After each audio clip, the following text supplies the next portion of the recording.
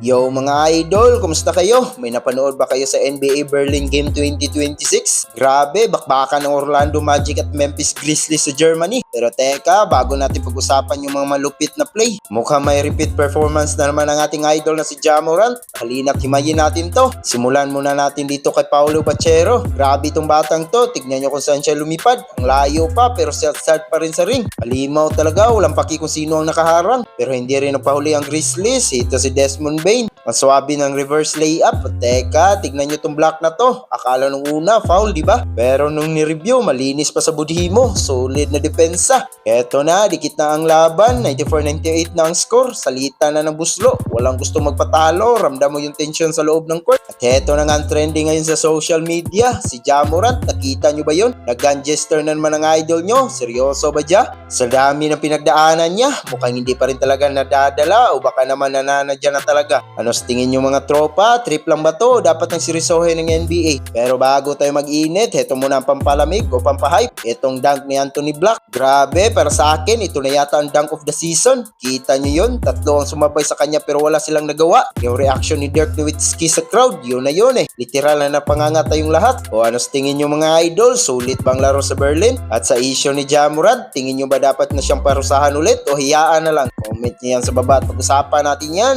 Huwag kalimutan mag-like, share at mag-subscribe para lagi kayong updated sa mga ganap sa NBA. Hanggang sa muli mga idol. Peace out!